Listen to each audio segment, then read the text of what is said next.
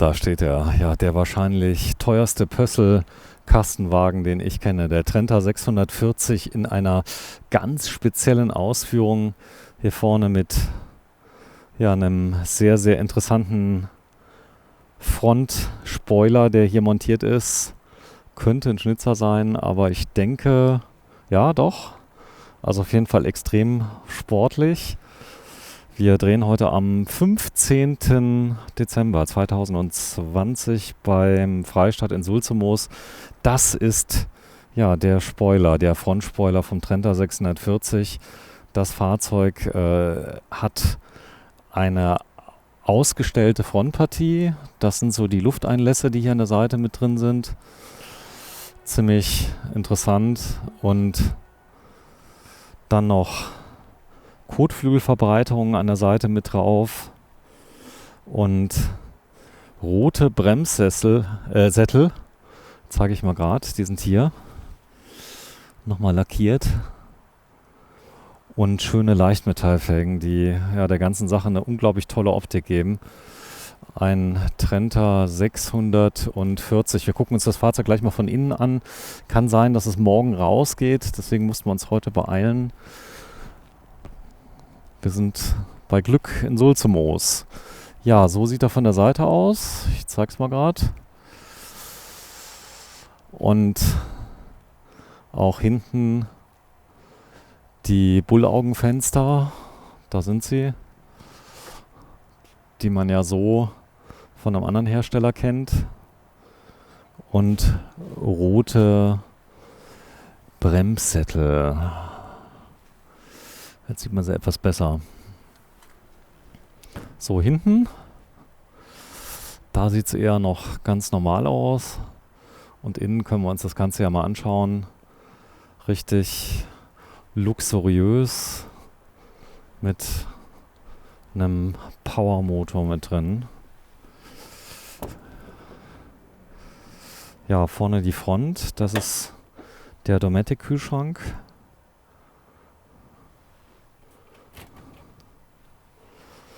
Beidseitig zu öffnen, mit grau abgesetzten Möbelbau obendrauf. Der Boden in Schieferoptik, hier haben wir einen Doppelboden mit drin. Auch hier nochmal mit den üblichen Staufächern, die auf beiden Seiten drin sind. Die sind hier. Einmal dort und einmal dahinter.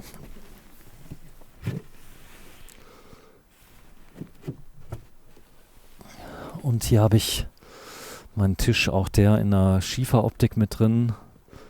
Ich meine, wir sind immer noch in einem Kastenwagen. Grau, das ganze Fahrzeug im Inneren mit hellem Holz als Kontrast und Silber. Und auch innen die ganze Innenausstattung in Grau. Das sieht recht schick aus. Und hier ist die Küchenzeile, die auch eher aussieht wie in einer ganz modernen Designwohnung. Mit einem Edelstahl-Kochfeld und einem Zweiflammenkocher von Dometic mit Piezo-Zündung. Ja, viele Schubladen habe ich dann zusätzlich noch, die ich nutzen kann im Kastenwagen, und natürlich ein ganz großes Heckbett mit Ambientebeleuchtung hier oben drüber. Ich mache mal gerade mein Licht mal aus, dann wird es ein bisschen deutlicher, wie stilvoll das Ganze hier hinten drin ist. Graues Polster hier mit drin, das Ganze jetzt zur Liegewiese ausgearbeitet. Ansonsten hat man hier 2 Längsbetten. Und hier sind noch die Ausgleichspolster in der Mitte jetzt noch drin.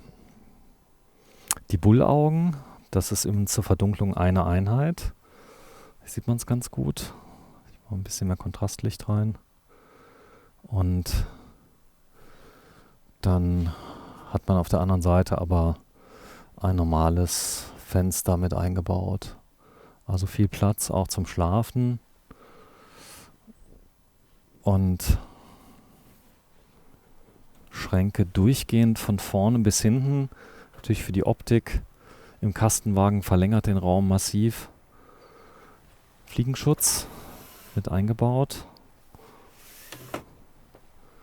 Also sehr reduziert. Also wenn ich jetzt mal ein bisschen weiter nach hinten gehe, das Ganze mal von vorne schieße, das ist jetzt die Küchenzeile, dann dieser durchgehende Schrankblock bis hinten hin.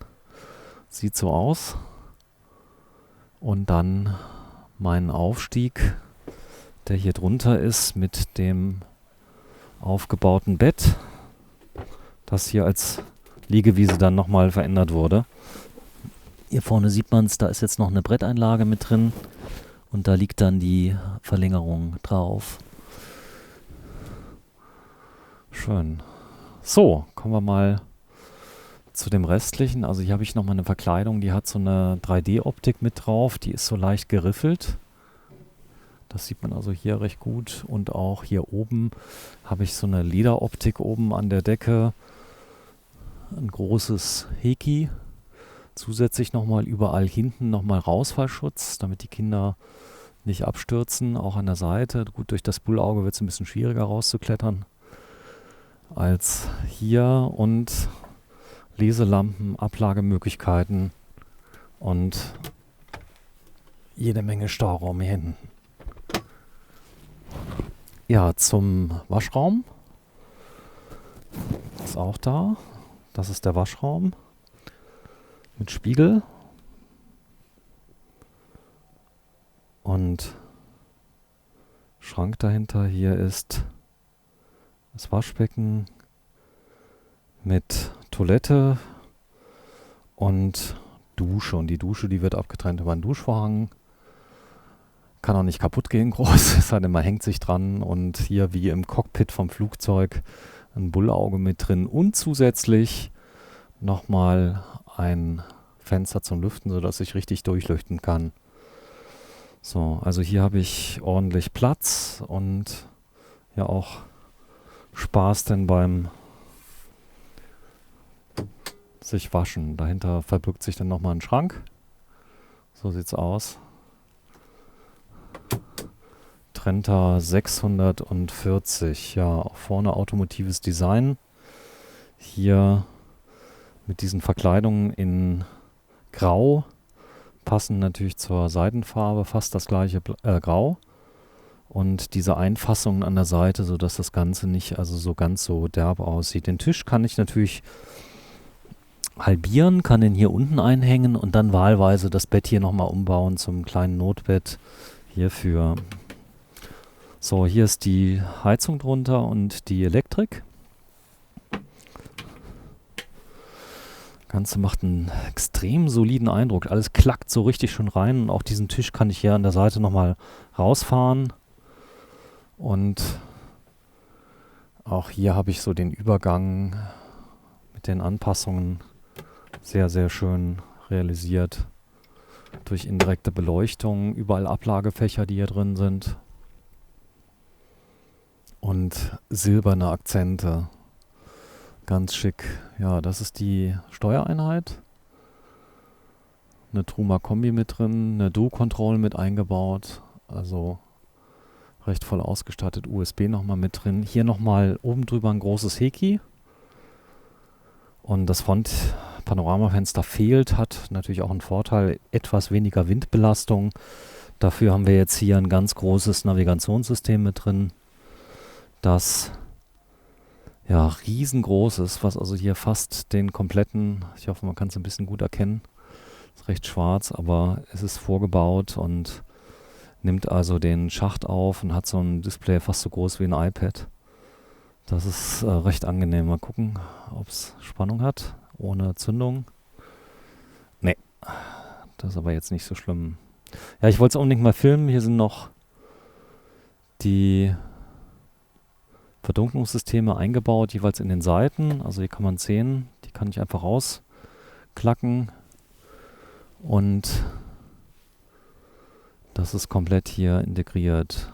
Fahrerhaus mit 9-Gang ZF-Automatik sieht man immer öfter. Mittlerweile in fast jedem höherwertigen Wohnmobil auf Fiat Ducato-Basis ist die 9-Gang drin. Ist auch wirklich eine tolle Sache. Ja, klassischer Grundriss. Tolles Design. Ganz reduziert und Ja, auch eine tolle Optik von draußen mit dem Spoiler. Das ist wirklich schön gemacht. Der Trenta ist noch gar nicht so spät, ist noch nicht mal 6 Uhr, aber schon stockdunkel hier in Sulzemoos in Bayern.